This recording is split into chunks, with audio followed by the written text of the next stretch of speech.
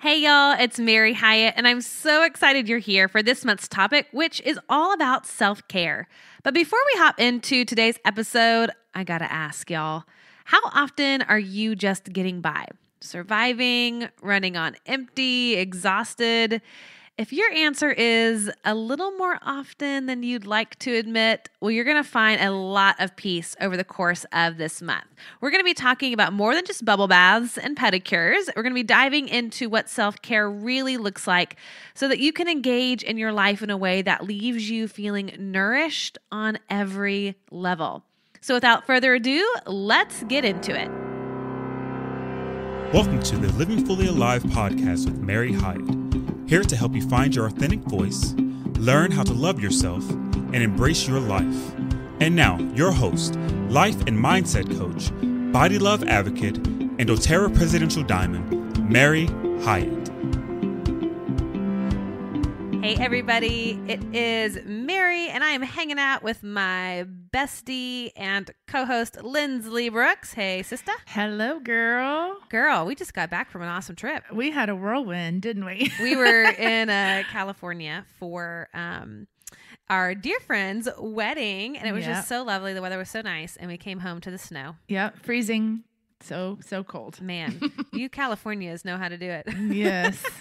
Oh, I'm so excited to dive in deeper to the second episode of this month's topic of self-care. Because last week, and I have to say, every time I do an episode alone, it's a little lonely. I know. In fact, I was going to say, why don't you catch me up? Because I don't ever really know what you talk about when I'm not here. She only listens to her own episodes. I mean, I do the same. Let's be honest. Okay, so last week, here's what we talked about. So I wanted to introduce self-care to everybody. So we kind of started with the foundation. And I was talking, and I know, Lindsley, you can relate to this, that basically there are 3 blocks to prioritizing self-care for women. Like when we are exhausted, when we're burnt out, here's why we don't stop and take care of ourselves. The first is because we don't have an identity outside of our contribution to other people. So we don't have a sense of self. So we can't take care of the self because we don't know what our needs are. Like we're not tuned in. Yeah. We'll get into that. Second is that we say yes when we mean no. So the chronic say yes syndrome. And then the third block is that we don't believe we deserve it. Like somehow we've figured out or made the, A plus B equals C that self-care is selfish. And so I go on just to explain basically what self-care is and what it isn't, because I don't know if you find this, like when we talk about self-care, just because I think it's so hyped up in media, everybody thinks it's like, oh, I got to go get a pedicure, or, oh, I got to take more bubble baths. There's like this whole laundry list of like other things we have to spend money on, face masks, whatever. But I kind of explained last week, that's not actual real self-care. Yeah.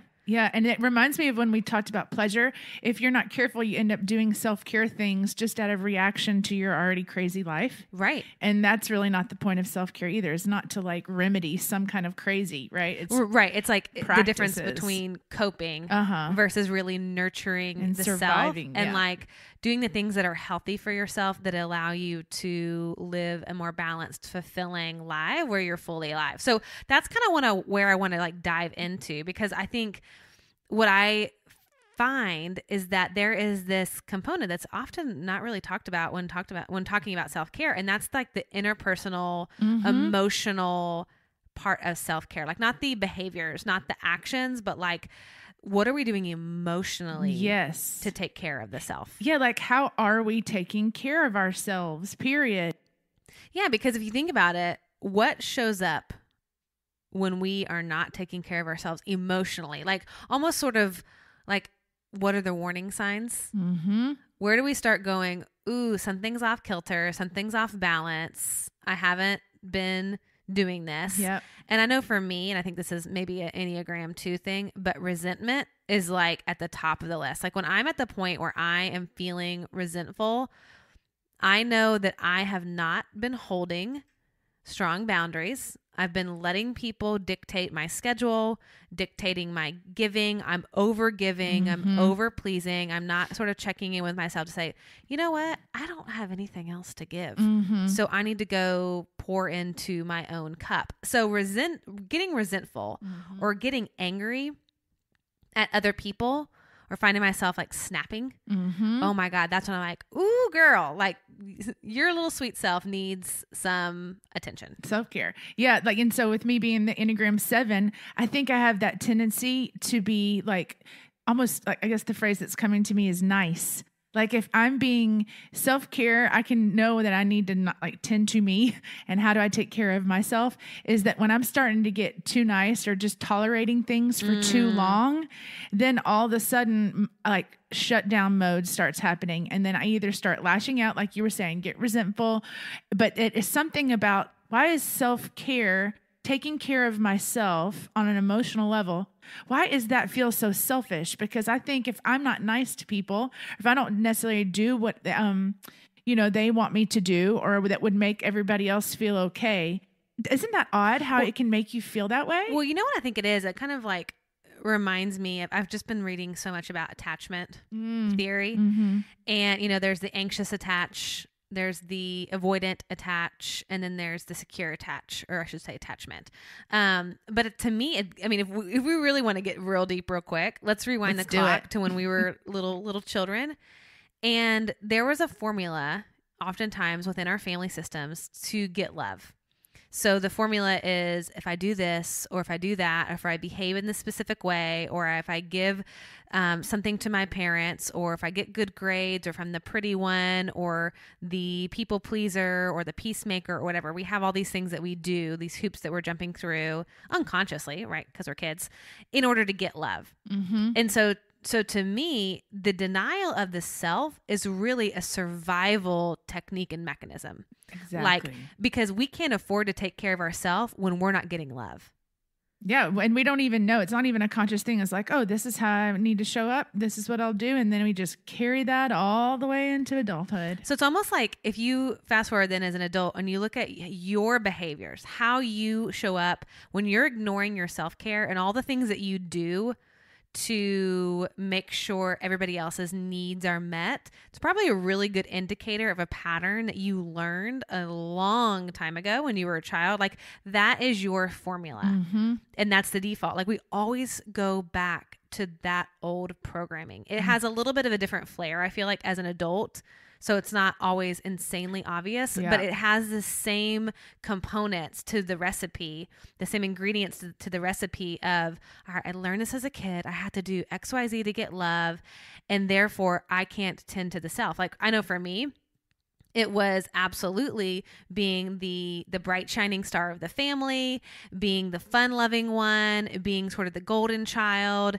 And I learned like as long as I got really good grades, as long as I was the teacher's pet, as long as I was popular, then I would get the attention and love that I deserved. Mm-hmm. So that need to be loved was way more important than checking in with myself. So what did that mean? I said yes all the time, no matter if I was exhausted, no matter if I didn't want to do it, forget it. I had to say yes because I needed love. Mm-hmm. And so to me, the deep psychological part of this, and I'm kind of having like this cool aha moment as we're talking about it. I'm like, it's survival. It is. It's survival. Well, and you and I are so similar in so many ways. And then just like the slight little difference in our personalities to where like, I'm thinking about mine. I have a very like, I'm a 7, like I said, but I'm a big fiery personality. So I'm the oldest in my as my siblings. So there was always this kind of like leadership dominant quality that I had this messaging that I was like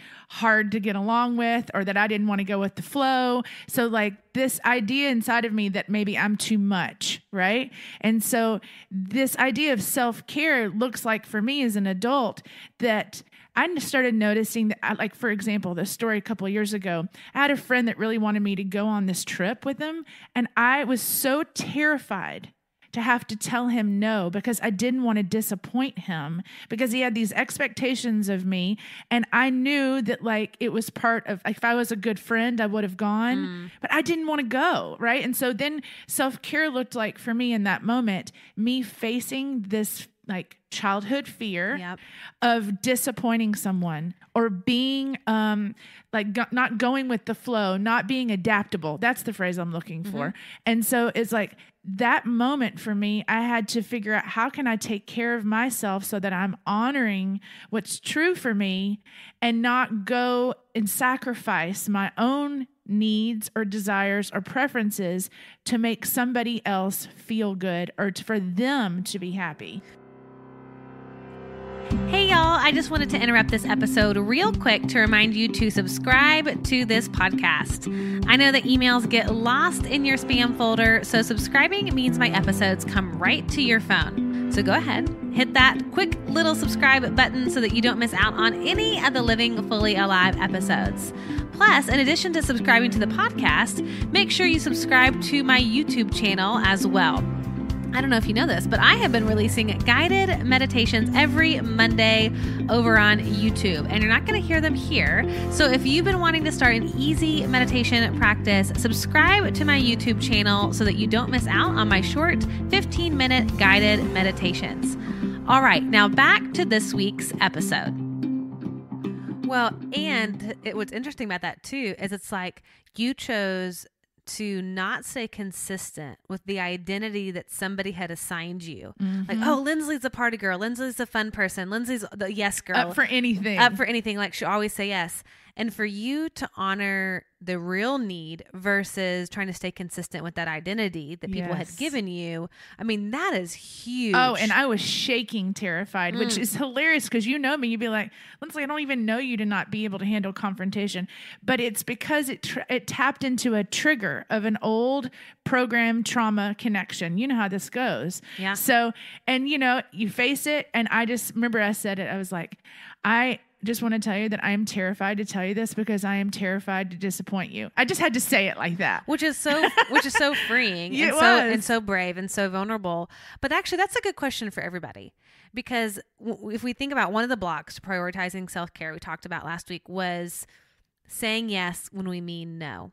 So then the question is, and you've just answered this for yourself, but the question for everybody is, what are you afraid is going to happen if you say no? If you have that knee-jerk reaction that says, I can't do anymore. Like, I'm literally so burnt out. Yesterday, I was in the car with my dear friend, Nathan, and we were driving around, and I had a legit come apart with him. Bless his heart. He was so amazing with me. And I was just crying, and I was just explaining all the things that I felt like I wanted to be doing that I wasn't doing or failing or whatever. He was so sweet, and he looked over at me, and he was like, it's just so much pressure, Mary. Like you he's like, I can feel it coming off of you. And he said, what do you need to let go of? Oh, wow. And I was like, just started crying. And at that moment I was like, and I just told him, I said, I'm so afraid to let go. And that's where the juice of the story was why am I afraid to release? Why am I afraid to have strong boundaries for myself and really prioritize and honestly staying integrous with myself? That's it right there. Right? Staying integrous with myself and realizing like, I actually don't want to do this, or I'm doing this pony show and I don't want to do the pony show anymore in this way. Yeah. Right. And that doesn't feel authentic to me anymore. Yeah. Or I don't want to play this game in business or whatever it might be. And so, but what's preventing me from honoring what I know that is true inside of myself and doing it and doing it anyways? It's like, what are we afraid of? And I mean, that is the most powerful question, because if we aren't careful, all the little ways that we dishonor ourselves, discount our truths or preferences, and all the little promises that we break to ourselves is the very thing that creates poor self-esteem. Yeah. Self-confidence issues come up. That right there, when you're not able to be in a place of integrity, then every interaction that you have in relationships with yourself and others, there's no foundation. Integrity of self is the foundation. Yeah, because it breaks trust. Yeah. How can you trust your own word? And we it's interesting because I came across this concept of self-integrity, I don't know, a couple of years ago. And I hadn't even thought of that. Because when we think about the word integrity, it always is attached to someone else. somebody else being full of integrity, doing what they say they're going to do. But when have you ever paused to slow down and turn the mirror back to yourself and say, am I being integrous with myself? Am I doing what I say I'm going to do? And deeper than that, not only doing what I say I'm going to do, because that can get into a lot of codependent behavior too, but it's like, am I honoring that internal guidance system that is messaging me, communicating with me and saying, slow down. Yeah. Say no. Don't go there. Don't go here. And when we violate that, when we say, be quiet, I'm going to do it anyways because of our need to get approval, our need of feeling like we're not enough, trying to earn love, whatever it might be, we are violating ourselves, our wisdom. And really, it's so funny because I think up until just the last few years, I had this idea that when somebody asked me to do something, I had to make the decision right then and there. Yes. And so just even giving myself permission to say, you know what, let me get back with you on that.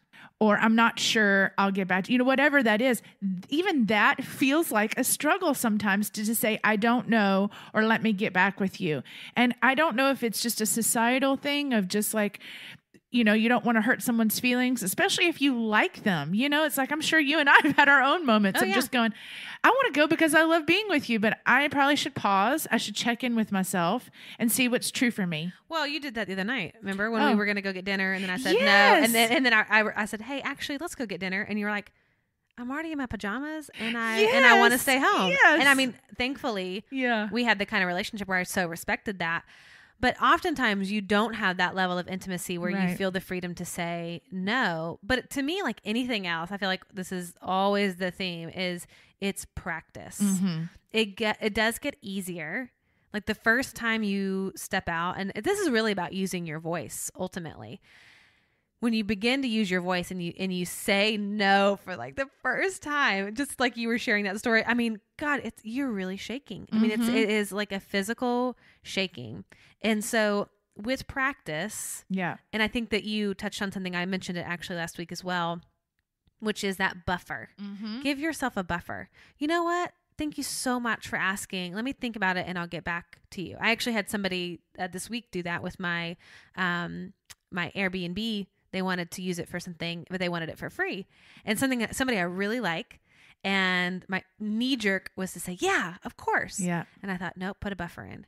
And I said, hey, this is really cool. I think we might be able to make this work, but I need to go and check some details.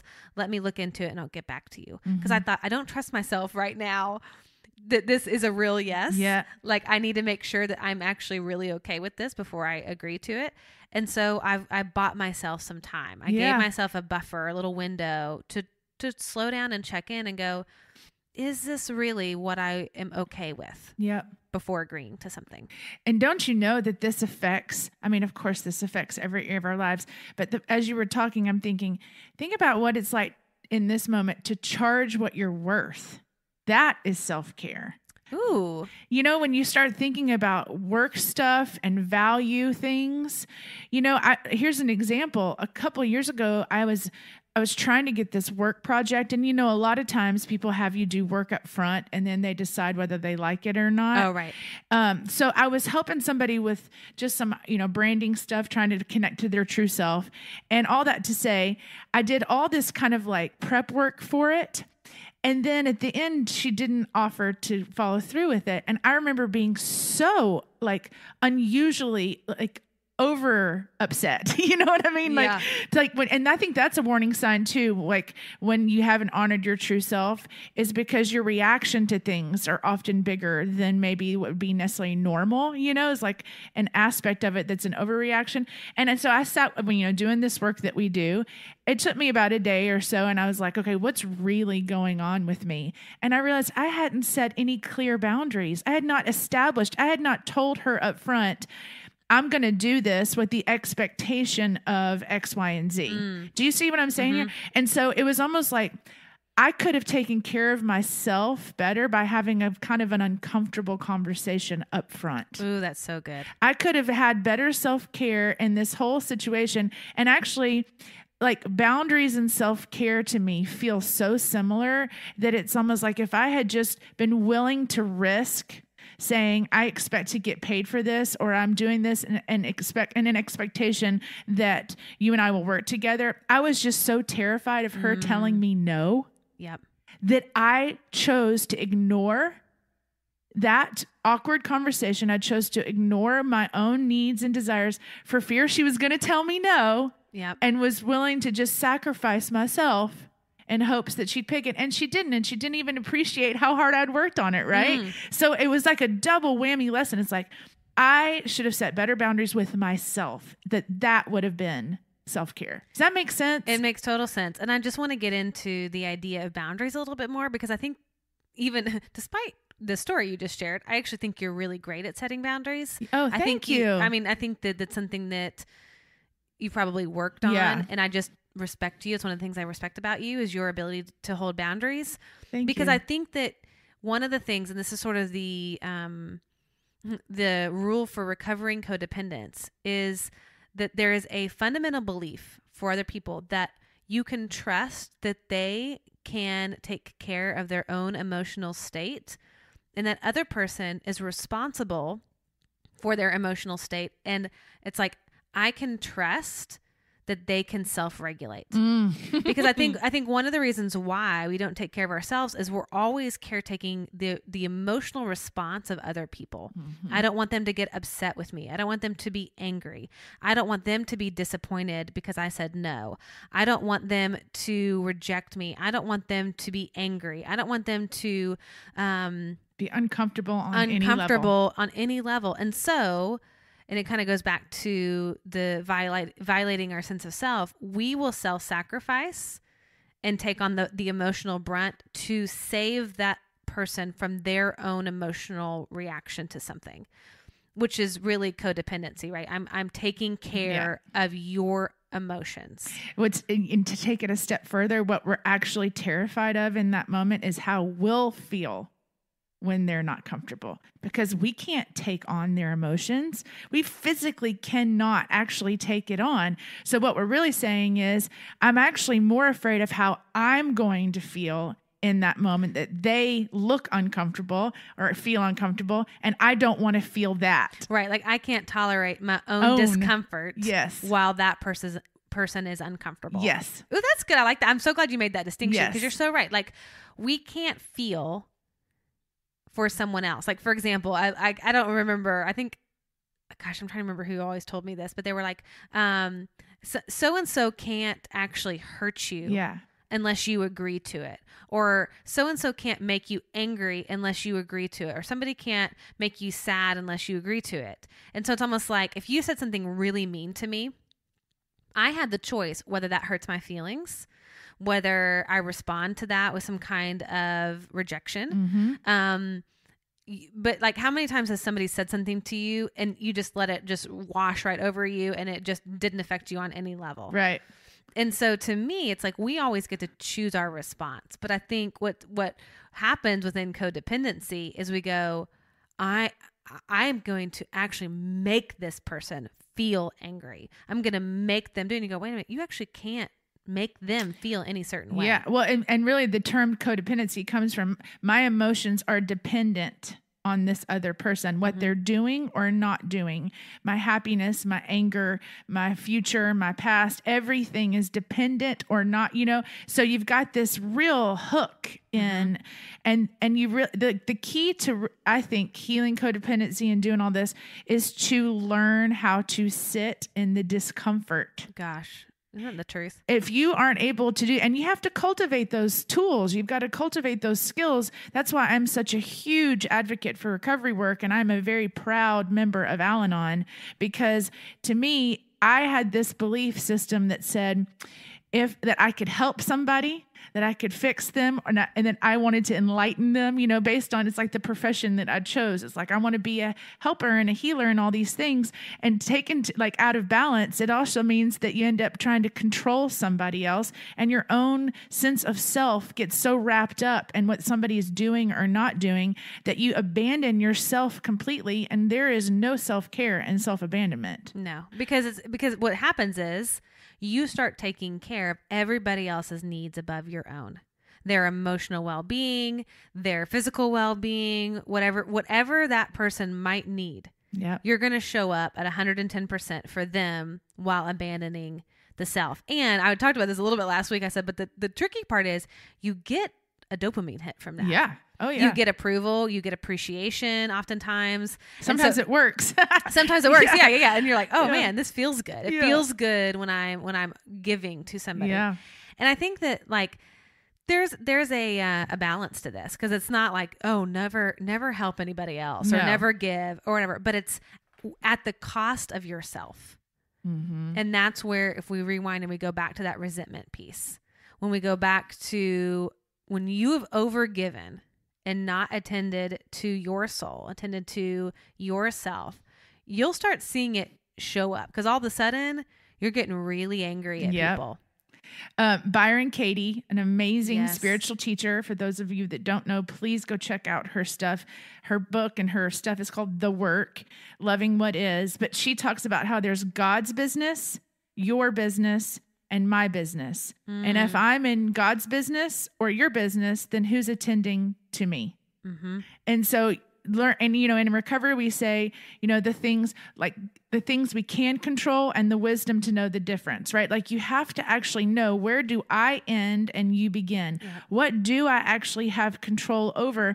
And you'll know that you're in either God's business or somebody else's business, other people, places, or things, when you have these warning signs, these red flags that come up. And in recovery, we call it, your life has become unmanageable. How do you know when your life becomes unmanageable? What are your warning signs for when your life has become unmanageable? Because otherwise, you won't know how to take care of yourself. You'll be in such autopilot, knee-jerk reaction, all up in your codependent, everybody else's business, until it's too late. And then you're sick. Mm-hmm. You're self-abandoned. You're having panic attacks. Your neck goes out. Whatever it is. There's thank God our bodies and our lives speak to us all the time to bring things back in balance.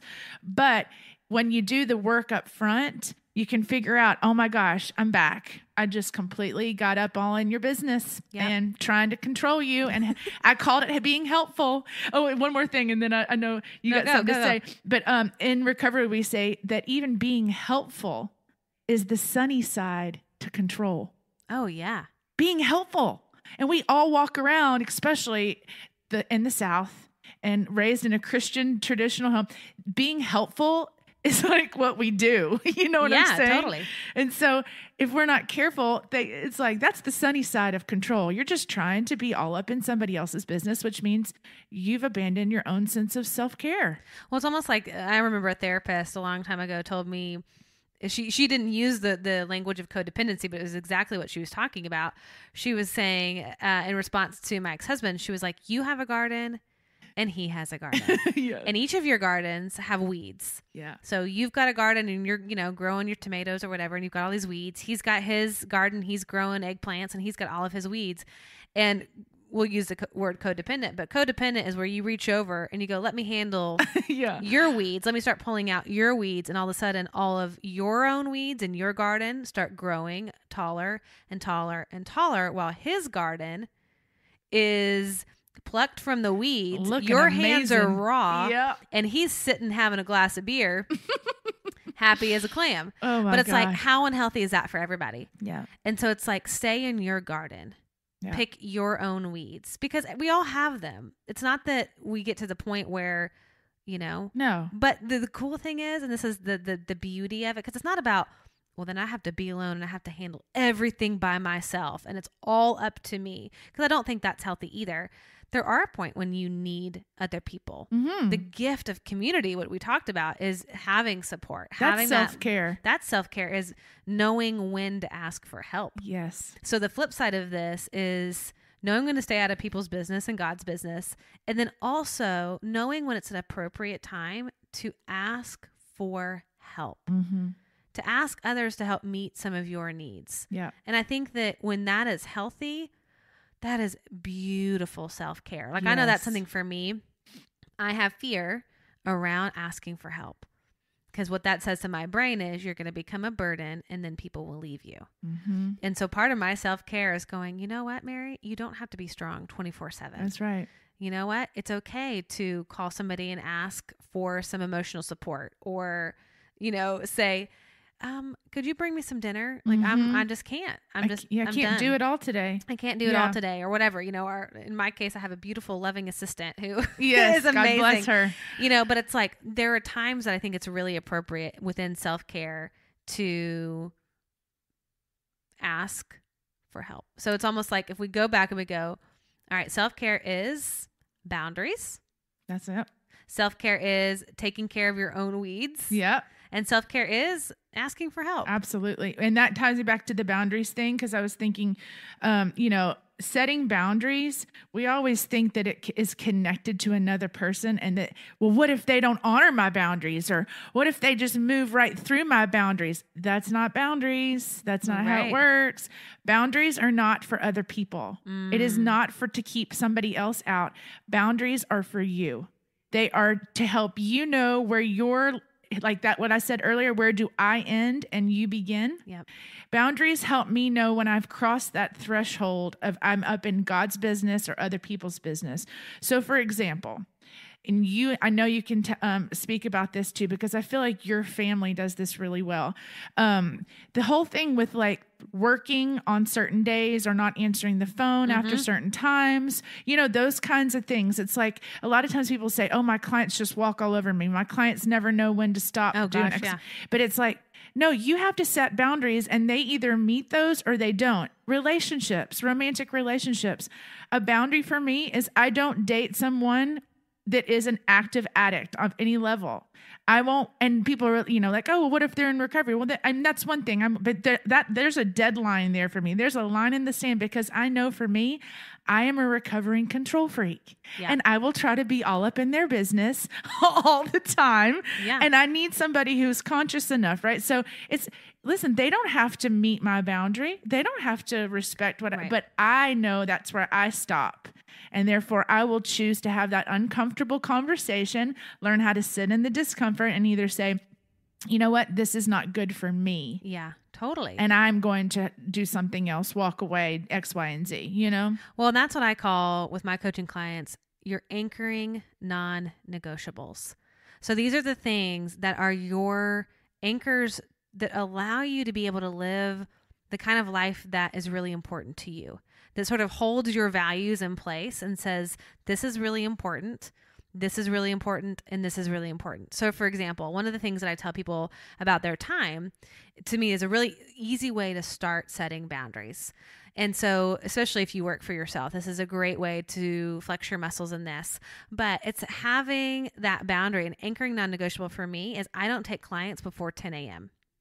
So I know that for me, I want to be able to have my morning where I can go to the gym, I can meditate, I can sleep in, I can do whatever I want to do in the morning. And so an anchoring like non-negotiable means there is nothing that will come in between, like that I am just unavailable. You cannot get access to me before 10 a.m. And that is an anchoring non-negotiable. For some people, the anchoring non-negotiable could be not working on the weekends. Like, because most of my clients are female entrepreneurs, they love to work on nights and weekends, and they have a belief system that says, and they have to hustle, they have to do more in order to get ahead. And so part of self-care is saying, you know what, my mental, emotional, physical well-being is more important than my business's success. And therefore my boundary is I do not work on the weekend. So whether that is turning your phone off, having a message on your email that says, thanks for your email, I'll get back to you first thing on Monday, or whatever it is,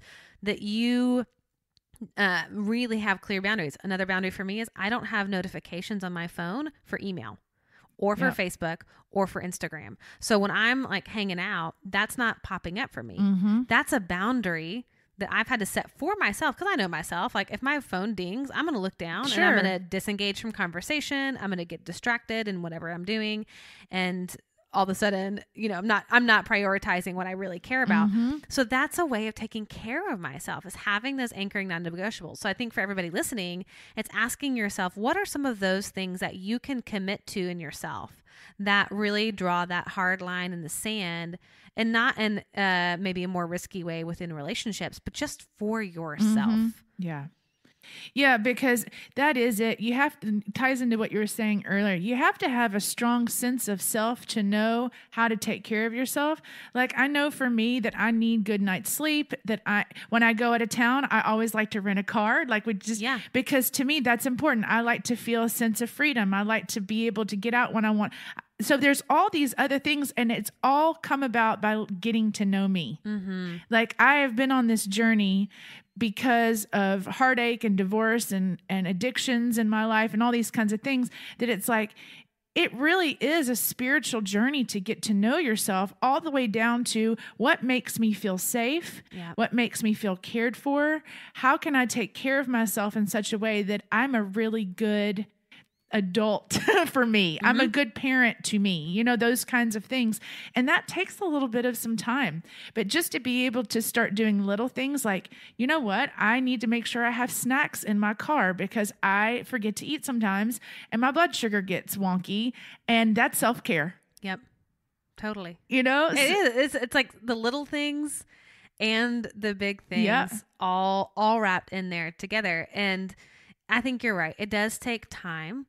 But it's starting to notice inside of yourself, like when you feel like you've been violated in some way. That's like a great indicator of like, ooh, what was it that I didn't like about that situation where I felt violated? Mm-hmm. Like my needs were violated, my time was violated, whatever it was. And then set up a boundary in response to that and say, you know what?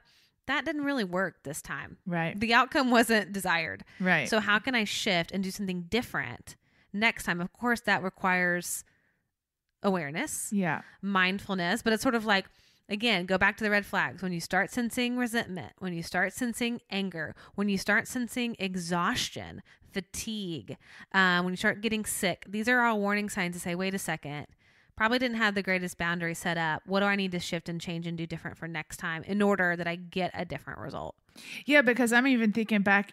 I mean, if you're listening, go back to like an old relationship, where it's like that you feel like somebody did you wrong. And sure, there's aspects of it that's true. But see how you also violated your own intuition in those moments. Like if somebody cheated on you or something, I'm not saying to excuse it. It's more of like, what can you do so that you can go, where did I start sensing things? Where did I stop taking care of myself and started kind of diminishing or not listening to my intuition or those little things that I knew that would be really good self-care? Where did that break down for me? Mm-hmm. And I guarantee you, when you start realizing all the ways you abandon that your own self-care, you'll start going, okay, that is what I can anchor into and realize that those are some new healthy boundaries for me to establish. That if somebody after 2 times doesn't want to change or shift, then I'm going to remove myself from the situation and stop trying to get somebody to be different. Does that make sense what I'm saying? Yeah. Oh, completely. Yeah, because there's this aspect. It's like there is an element of taking 2 people when it comes to codependency, boundaries, and all that. But the self-care piece is the only thing we can control. Yeah. And you show up so differently in your life when you are taking care of yourself, because we talked a little bit about this earlier, how there is a misconception that it's better to sort of, what we might say, lay down your life for somebody else or like turn the other cheek. We have these sort of like religious connotations that make self-care seem selfish. Yeah. And so we think with, being a good person, being a good human, being a good Christian, let's say, is always tending to other people's needs, putting people's stuff above our own, sort of that sacrificial kind of behavior. And there's not oftentimes context for, wait a second, let's just take a real quick peek at Jesus's life, whether or not you are a Christian. What I love about religion is there's these beautiful archetypal examples that I think are universal truths. And if you are a Christian, then there you go. But I think that if we look at, let's say not the perversion of maybe what our modern day society says, okay, self-care is selfish, blah, blah, blah. But if you go back to the source for like an iconic figure in history that is like, one of the most treasured figures, Jesus Christ, if you look at his life, talk about somebody who had strong boundaries. Wonderful boundaries. Knew exactly where he ended and others began. I mean, literally, like, I just think about him needing alone time. I know. Yeah. I'm going to just go into the wilderness for 40 days and 40 nights, you know, like he knew how to take care of himself. And you know what? I even think about even when he would when talking about healing and doing healing work, majority of the time he was asking them directly, do you want to be healed? Because if you don't, I'm not going to just impose myself onto you. That element of self-care, just like you're right, getting alone with God, knowing he needed to like separate and recharge. Yeah. That's self-care. Yeah. Speaking the truth in love. That's right. You know, like I feel like what a fabulous example of somebody who didn't sugarcoat things. That's right. But it was all in love. But I mean, he said what he said it like it was. How it was. And I just think like, and we can, you know, go through all different kinds of religious figures throughout history and start looking at how they prioritized that sense of self. Even if you look at the Trinity, think about the differentiation of all three persons, you know, and of course, yes, there is this beautiful oneness, you know, and as we are in relationship with other people, we share energy. Like when Dr. Motley was on our show, you know, we share an actual vibration. There is a kind of sharing of energy that happens, and yet there is a unique identity that we have as a person, just like in the Trinity. There is God the Father, God the Son, the Holy Spirit. And again, sorry if you're not Christian and that's not your Christian background.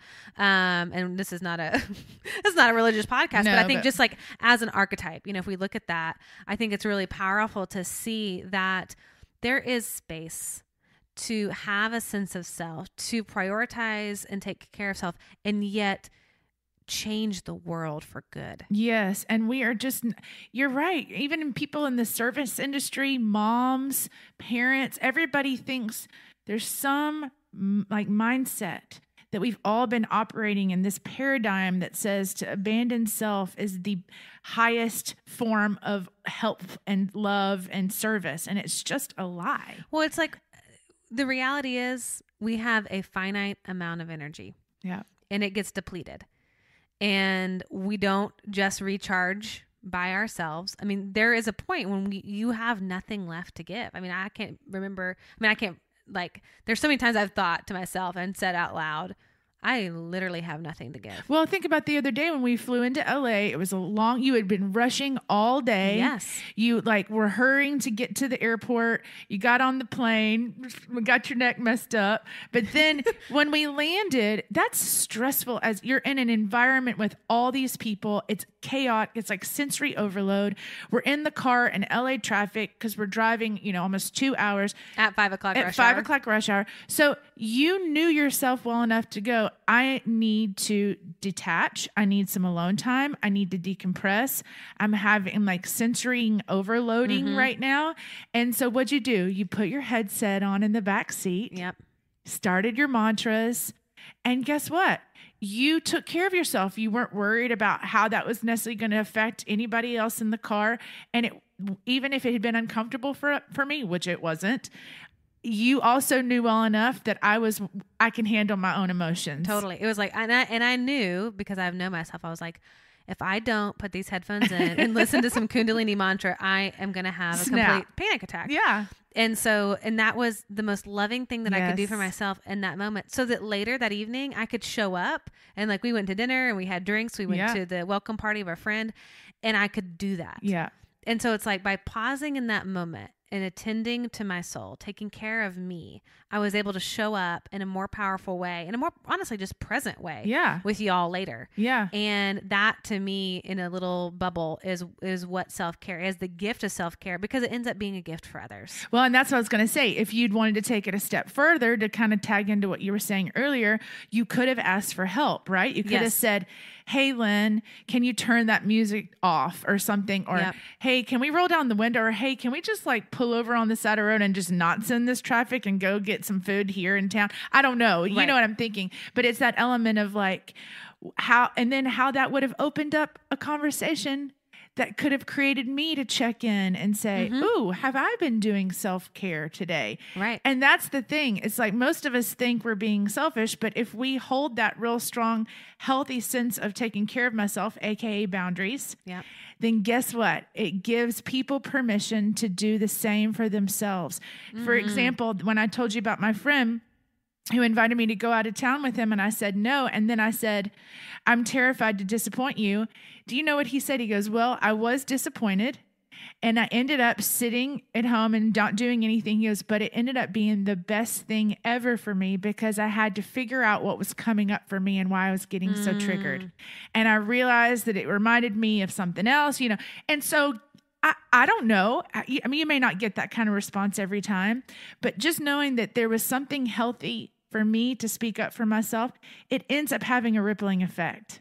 Totally. And that's the beauty of all of it. No, I mean, that is the gift. It's a gift for yourself. It's a gift for others. And like I said last week, it's really the most selfless thing that you can do. And we're going to get into a lot of that next week when we talk to our special guest. And we're going to get into more of what this looks like for mothers, for working mothers, and sort of some of these beliefs that, we're supposed to do it all. And how do we, in the midst of a time when women are called to do just about everything and then some, how do you slow down and take care of yourself when you feel like there's no time to take care of yourself? And I'm really excited about that. So make sure to tune in next week. But I feel like we can put a pin in this, Lynn. I think this was a great conversation. Absolutely. Well, guys, thank you for being a part of this month's conversation of self-care. Go back, listen to last week's. Go back and listen to past episodes. Make sure that you subscribe to the podcast because these are conversations that we're having, these monthly topics that we're just... we're starting the conversation, but there's so many amazing things that we're talking about in ways that you can tune in to help yourself live more fully alive. And I think that you'll really, really love some of those past episodes. So go back, listen to them, and heck, share it with somebody. Yes. I mean, this is what starts the conversation. But y'all, thanks for hanging with us. We will see you next week. And until then, remember that the purpose of life is to be grateful, to be great, and to be full. Sayonara. Bye. If you love today's episode, make sure to share it with your girlfriends and invite them into this month's topic of self-care. And if you want to keep the discovery journey going of living more fully alive, check out all my past episodes from the podcast over at maryhyatt.com/show. Plus, you'll be able to grab the show notes for this episode along with the essential oil recipe of the month. Again, that's maryhyatt.com/show. See y'all next week.